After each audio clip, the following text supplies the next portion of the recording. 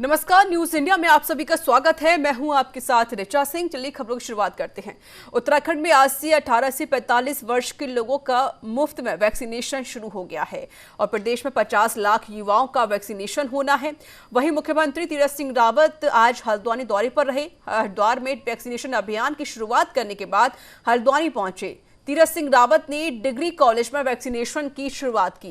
साथ ही लोगों से अपील की है कि वह सोशल डिस्टेंसिंग और मास्क का लगातार प्रयोग करें।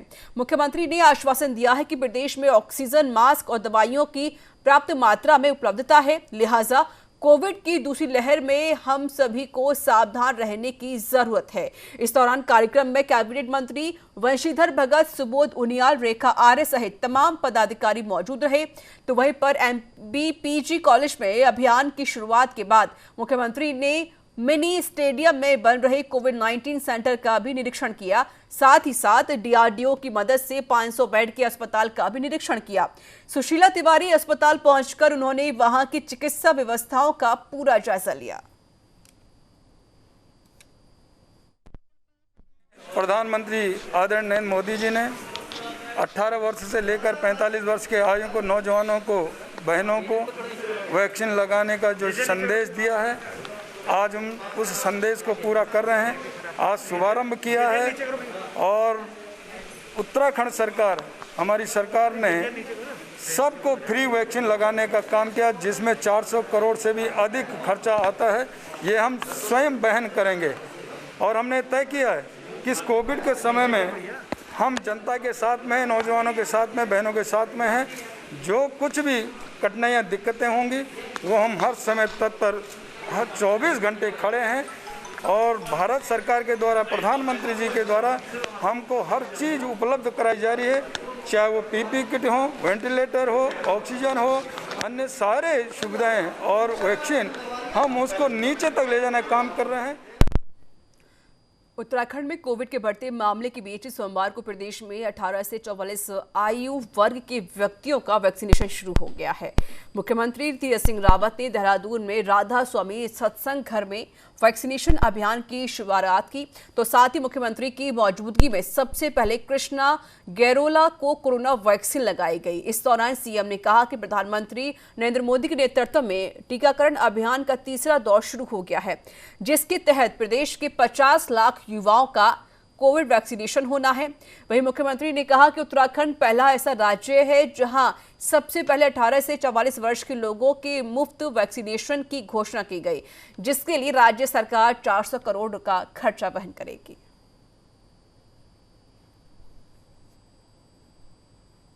प्रधानमंत्री जी के अमल पे 18 से लेकर 45 वर्ष की आयु के नौजवानों को, युवतियों को वैक्सीन लगाना, मैं कह सकता हूँ कि जब ये तय हुआ, उत्तराखंड पहला राज्य होगा कि जिन्होंने ये तय किया कि 50 लाख के लगभग नौजवान को हम लोग फ्री वैक्सीन लगाएं, जिसमें 400 से ऊपर करोड़ का खर्चा ऐसा बैठता है।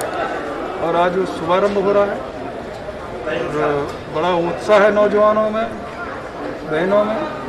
और यही नहीं तो हल्द्वानी में मैं अभी निकल रहा हूँ, वहाँ के मुझे निरीक्षण और जो DRDO के द्वारा 500 बेड का बन रहा है, सुशीला तिवारी मेडिकल कॉलेज, और वहाँ स्टेडियम में भी 150 का ऐसा भी देखना है। प्रदेश में आज से 18 साल से ऊपर के लोगों को वैक्सीन लगाने का काम शुरू हो गया है, जहां हरिद्वार में नगर आश्रम और ज्वालापुर स्थित गुघाल मंदिर में कोरोना वैक्सीन लगाने की व्यवस्था की गई है, लेकिन दोनों ही जगह भारी अव्यवस्थाएं देखने को मिल रही हैं। दरअसल वैक्सीनेशन के दौरान काफी संख्या में लोग उमड़ पड़े, जिसके चलते मौके पर कोई भी सोशल डिस्टेंसिंग देखने को नहीं मिली। इस दौरान भीड़ को नियंत्रित करने के लिए पुलिसकर्मी और होमगार्ड आदि भी तैनात किए गए, लेकिन बार बार भीड़ से ज्यादा आने के चलते वैक्सीनेशन के काम में बाधा भी पड़ती हुई नजर आई।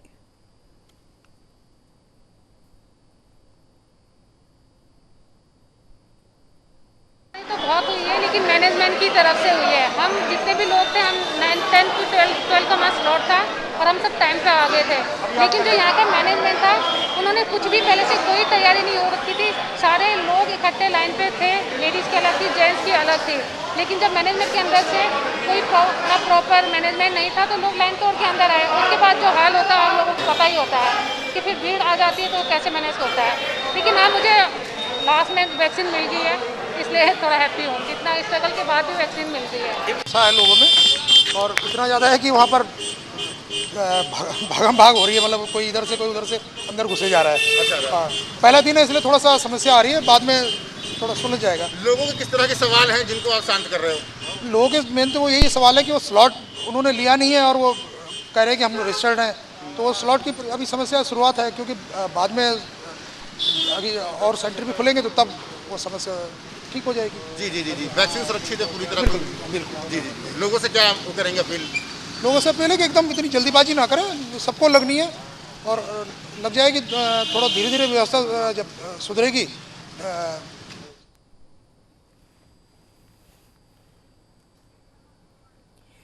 तो हरिद्वार में वैक्सीनेशन का जो अभियान है उसकी आज से शुरुआत हो गई। आपको बता दें उत्तराखंड में 18+ युवाओं को आज से वैक्सीन लगाई जा रही है और इसके मद्देनजर रखते हुए युवाओं में काफ़ी ज़्यादा उत्साह नजर आए। लेकिन इस दौरान यहाँ पर कोरोना गाइडलाइन की धज्जियाँ उड़ती हुई भी नजर आई।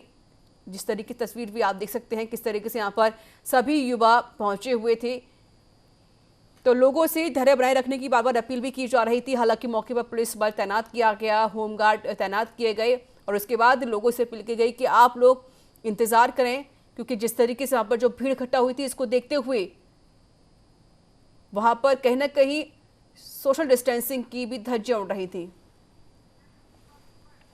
और मेरे साथ जुड़ चुके हैं इस पर अधिक बातचीत करने के लिए उत्तराखंड के ब्यूरो हेड भूपेंद्र गुप्ता। भूपेंद्र जी, आज से शुरुआत हो गई वैक्सीनेशन की, जो युवा है वो पहुंच रहे हैं सेंटर पर वैक्सीन लगवाने के लिए, उत्साह काफी ज्यादा नजर आ रहा है। फिलहाल कितने लोगों ने वैक्सीन लगवाई है, कोई आंकड़ा आपके पास? देखिए रिचा, आपने बिल्कुल सही कहा है कि आज का दिन उत्तराखंड के लिए बहुत बड़ा है। अभी जो 1 तारीख से टीकाकरण का अभियान शुरू होना था वो अब उस डिले होकर के आज से स्टार्ट हुआ है। आज हरिद्वार में इसका शुभारंभ करा है मुख्यमंत्री ने। इसके साथ ही साथ नैनीताल जिले के हल्द्वानी शहर से भी इसका शुभारंभ कर दिया गया है। और जो है इसमें जो सेंटर्स बनाए हैं, सेंटर्स में कि जो लोग तमाम जो आएंगे लोग 18 साल से 44 साल तक के युवा, उनके लिए अलग अलग तरीके के जैसे वेटिंग रूम बनाया गया है कि अगर किसी को टीका लगाने के बाद कोई दिक्कत आती, कोई प्रॉब्लम आती है तो उनको वहां पे डॉक्टरों की निगरानी में रखा जा सके। इसी के साथ ही साथ जो है तमाम जो मुख्यमंत्री ने अपने संबोधन में आज यहाँ कहा कि अगर जो प्राइवेट अस्पताल है लगातार कोविड के चलते जो है लोगों के साथ जो है काफी उसमें पैसा ले रहे हैं और लूट मचा रखी है, तो उस तरीके की लूट को बर्दाश्त नहीं किया जाएगा। और साथ ही साथ जो लोग कालाबाजारी वाली जो सूचनाएं आ रही हैं लगातार, उनसे सख्ती से निपटने के निर्देश दिए हैं मुख्यमंत्री तीरथ सिंह रावत ने यहाँ पे। और हरिद्वार के साथ साथ हल्द्वानी में और हल्द्वानी के बाद अभी अल्मोड़ा में है इस समय मुख्यमंत्री, और वो जो है लगातार इनका यही है कि कोरोना काल में चिकित्सीय व्यवस्था को लेकर के प्रदेश में किस तरीके की जो है स्थिति है और उसको कैसे बेहतर किया जाए, वो खुद इसका जायजा ले रहे हैं ग्राउंड जीरो पे उतर करके। और आज जिस तरीके से हल्द्वानी में भी और हरिद्वार में उन्होंने ये कहा कि भाई किसी भी तरीके की हमारे पास प्रदेश में ऑक्सीजन की कमी नहीं है, दवाइयों की कोई कमी नहीं है, किसी प्रकार की कोई दिक्कत नहीं है। अस्पताल है वो कोविड के केयर सेंटर्स बनाए जा रहे हैं, DRDO की तरफ से जो और लोगों की मदद ली जा रही है। तो हम लगातार लोगों से, बाहरी लोगों से मदद भी ले रहे हैं। उसके अलावा प्रदेश सरकार अपने स्तर से जो उनके पास पैसा धनराशि है 40 करोड़ रुपए यहाँ पे हल्द्वानी में मिनी स्टेडियम में करीब 100-150 बेडों के अस्पताल के लिए उन्होंने स्वीकृत कर दिया है, जिसमें तेजी से काम चल रहा है। उम्मीद जताई जा रही है कि अभी अगले 1 सप्ताह के अंदर ये जो है इसका शुरुआत कर दी जाएगी। तो ये बड़ी चीजें हैं। और जो टीकाकरण के अभियान की बात कही है, एक लोगों में काफी उत्साह देखने को मिला है। हमारी तमाम लोगों से यहाँ बात हुई और खासतौर से जो पत्रकारों की बड़ी लंबे समय से डिमांड थी कि जो 45 साल से कम के युवा पत्रकार साथी हैं उनको भी लगाया जाए, तो उनके लिए एक अलग से काउंटर बनाया गया है। तो ये कुल मिलाकर के जो अच्छी शुभारंभ हो गया है। 18 साल से ऊपर के लोगों का जो टीकाकरण है, इससे थोड़ा सा जो इस समय कोरोना की जो चेन है वो एक मनोवैज्ञानिक तौर पे भी लोगों को मजबूती देगी और साथ ही साथ जो वैक्सीन जो है जब इम्यूनिटी को बढ़ाने में भी वो करेगी रिचा। और करीब जो है अभी 100 के आसपास नैनीताल हल्द्वानी शहर में लोगों का टीकाकरण किया गया। उसी के तरीके से हरिद्वार में भी कम से कम जो है 6 से 7 दर्जन के लोगों को, युवाओं को आज टीकाकरण किया गया है रिचा। बिल्कुल भूपेंद्र जी, जगह जगह जो वैक्सीन का अभियान है उसकी शुरुआत तो हो ही गई है, युवा भी उत्साहित नजर आ रहे हैं, लेकिन हरिद्वार की तस्वीर कुछ और ही बयां कर रहे हैं। वहां पर जितनी तरीके से वहां पर जो व्यवस्था होनी चाहिए थी वो वहां पर व्यवस्था नहीं थी, बल्कि यहाँ पर अव्यवस्था होती हुई भी नजर आई, जिस तरीके से वहां पर जो लोगों की भीड़ है वो काफी ज्यादा है। क्या पुलिस की वहां पर कोई कमी थी जिस वजह से यहाँ पर जो गाड़ियां से धज्जियां उड़ती हुई नजर आई हैं? जी देखिए ऋचा, आपने बिल्कुल ठीक कहा कि जैसे हरिद्वार में इस समय थोड़ा सा लगातार ये जो है समस्त जिला प्रशासन और सरकार भी लगातार इस बात को कह रही है कि जिसको लेकर के न्यूज इंडिया ने भी पहले कि जब 18 साल से ऊपर के लोगों को वैक्सीन लगेगी तो निश्चित तौर पे लोगों की एक भारी भीड़ आएगी। तो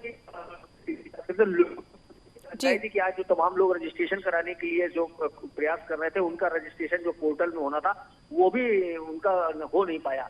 तो उसको भी लेकर के लोगों में भ्रम की स्थिति थी। लोग लगातार जो है पत्रकारों को, अधिकारियों को, स्वास्थ्य विभाग से जुड़े लोगों से बातचीत कर रहे थे कि हमें अपना रजिस्ट्रेशन कराना है तो कहाँ कराएं। उसी तरीके से जैसा आपने कहा, हरिद्वार की जो हम तस्वीरें देख रहे हैं, हरिद्वार में भी सोशल डिस्टेंसिंग के जो है लोग नहीं मान रहे थे। लोगों का ये कहना था कि अधिक से अधिक लोग संख्या में वो पहुंचे और उनको जल्दी से जल्दी वैक्सीन लग सके।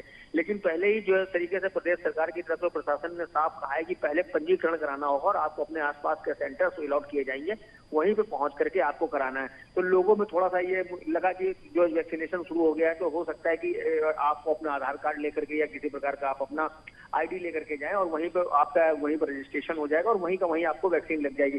तो ये भ्रम की स्थिति थी जिसको लेकर के भारी भीड़ उमड़ी। और जब भीड़ होती है तो देखिए उस स्थिति में सोशल डिस्टेंसिंग की कोई ध्यान नहीं रखा जाता है और वही तस्वीरें आज हरिद्वार में देखने को मिली है ऋचा। जी चलिए भूपेंद्र जी, बहुत बहुत शुक्रिया हमसे बातचीत करने के लिए, अपनी बात को साझा करने के लिए।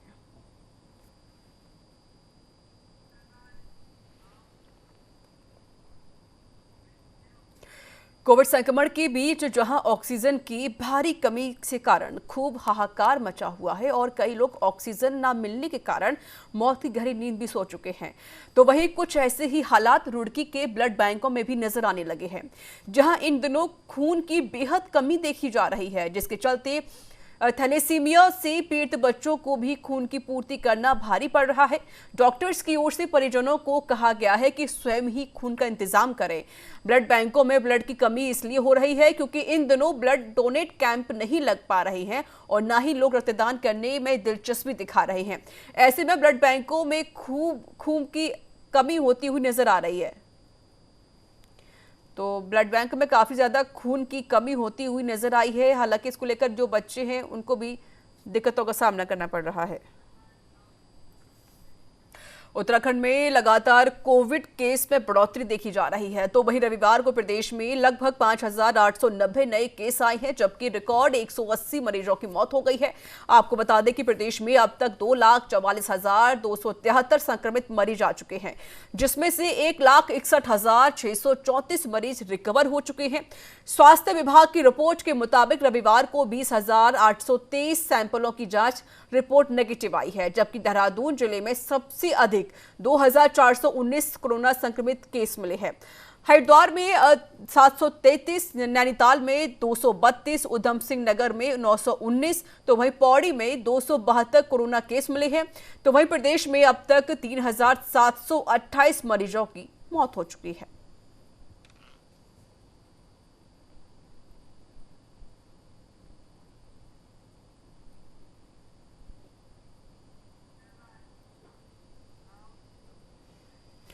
उत्तराखंड में लगातार कोविड के मामले बढ़ रहे हैं और वहीं इस महामारी के बीच विपक्ष भी सरकार के साथ मिलकर काम कर रहा है। इसी कड़ी में सोमवार को आम आदमी पार्टी के प्रदेश उपाध्यक्ष शिशुपाल रावत के नेतृत्व में आप के कार्यकर्ताओं ने उपजिलाधिकारी से मुलाकात की। इस दौरान उन्होंने कोरोना के दौरान लोगों की और कोविड मरीजों की मदद करने को लेकर बातचीत की और साथ ही उपजिलाधिकारी ने बताया कि आम आदमी पार्टी के कार्यकर्ता इस समय शासन प्रशासन की मदद कर रहे हैं और मानवता की मिसाल पेश कर रहे हैं।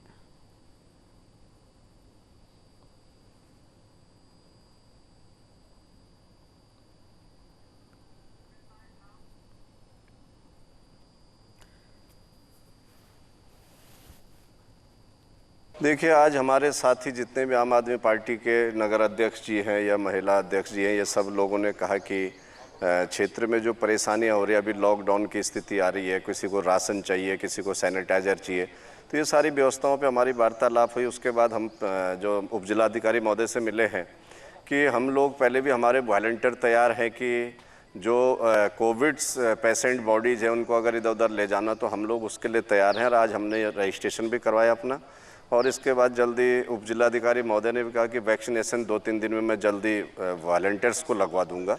तो इसी चर्चा ये इसी पर बात हुई।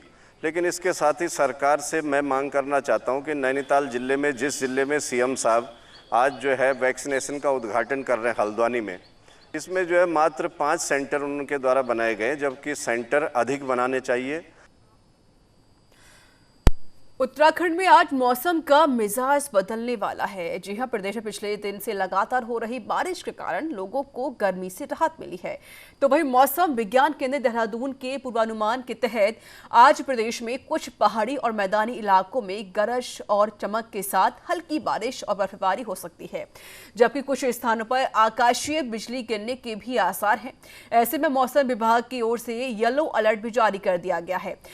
बात करें राजधानी देहरादून की तो आज आंशिक रूप से बादल छाए हुए हैं।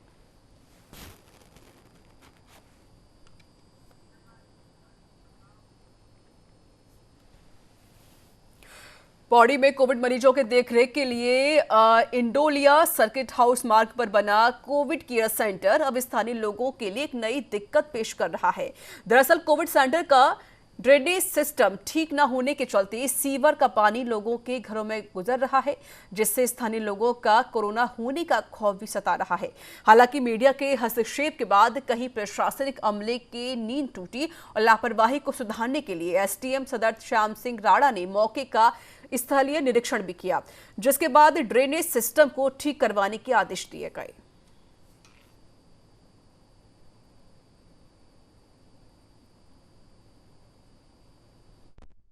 हमारा 5-6 लोगों का परिवार है यहाँ पे, और यहाँ ऊपर इन लोगों ने कोविड सेंटर, हम यहाँ पे रहते हैं, हमारा 5-6 लोगों का परिवार है यहाँ पे, और यहाँ ऊपर इन लोगों ने कोविड सेंटर बना रखा है। यहाँ पे मरीज आते हैं, यहाँ से पूरा खुला कर रखा है। यहाँ पे पानी के पाइप हैं, वो सारे नीचे हमारे घर के अंदर जा रहे हैं। हमारे बच्चे हैं, छोटे छोटे बच्चे हैं, उनको एक तरफ से हमें ऐसी दिक्कत नहीं है कि ये लोग यहाँ क्यों आ रहे हैं, इनको रखें कोई बात नहीं, लेकिन ये चीज़ें पूरी बंद होनी चाहिए। और यहाँ से पूरा नाला है, इनका लैट्रिन का सारा पाइप वैसे आ रहा है, बच्चे ऐसे घूमते हैं, हम लोग हैं। बताया था जब ये क्वारंटीन सेंटर बना था उसी टाइम ये लेटर दे दिया था, क्योंकि उसी टाइम लोग बीड़ी वगैरह जो भी होता सारा नीचे भेज दिए थे, इसलिए पहले ही दे दिया था कि लेटर कि ये सब यहाँ पे हमें प्रॉब्लम हो रही है। उसके बाद मतलब 1 साल लगा लो, अब उससे कई बार भी दे चुका है, तब भी कोई कार्रवाई नहीं हुई है। आप क्या चाहते हो जिलाधिकारी महोदय से? यही चाहते हैं कि ये जो जितने भी डाउन पाइप है उन्हें सही कराया जाए, जो पानी की निकासी वो सही ढंग से प्रॉपर किसी वैसी जगह में जाए जो घर पे ना है। उत्तराखंड के हरिद्वार में कोतवाली रानीपुर क्षेत्र के गांव सुलेमपुर में खेलते समय लापता हुए 2 मासूम बच्चों के शव गांव के पास ही बने एक गोदाम में खड़ी एक कार में मिले हैं, जिससे लोगों में हड़कंप मच गया है। सूचना पर पुलिस मौके पर पहुंची और दोनों बच्चों के शव को कब्जे में लेकर पोस्टमार्टम के लिए जिला अस्पताल भिजवा दिया। पोस्टमार्टम की रिपोर्ट आने के बाद मौत की वजह पता चल सकेगी, जिसके बाद जो भी दोषी पाया जाएगा उसके खिलाफ कार्रवाई होगी। 7 तारीख को रात को हमारा रानीपुर कोतवाली में सूचना मिली कि सलीमपुर क्षेत्र में 2 बच्चे हैं, जो 8 साल का है 7 साल का है, वो दोनों मिसिंग करके तत्काल रूप से जो है हमने गुमशुदा स्टडी में वहाँ कायम किया था, और हमारा विभिन्न टीम गठित करके जो है लगातार हम प्रयास कर रहे थे। आज रात का हमारे पास सूचना मिली थी कि जो घर का पास है घोड़ा में गाड़ी के अंदर एक गाड़ी दिख गई करके, फिर हमने फोरेंसिक टीम के साथ आके दोनों गाड़ी को हमने अभी कब्जे में लिया है। अभी फोरेंसिक टीम से हम एविडेंसेस कलेक्ट कर रहे हैं, तो गाड़ी को पंचनामा करके पोस्टमार्टम के लिए भेज दिया है, और आगे का कार्रवाई जैसा हो सकता है उसका अनुसार किया जाए। तो सर पोस्टमार्टम रिपोर्ट आने तक जो है कोई कंफर्म नहीं कह सकते हैं। अभी हमने एविडेंस सबूत कलेक्ट कर रहे हैं, जैसा क्लियर होगा हम आपको अवगत कराएंगे। तो इसी के साथ इस बुलेटिन में इतना ही। देश दुनिया की तमाम खबरों के लिए देखते रहिए न्यूज़ इंडिया।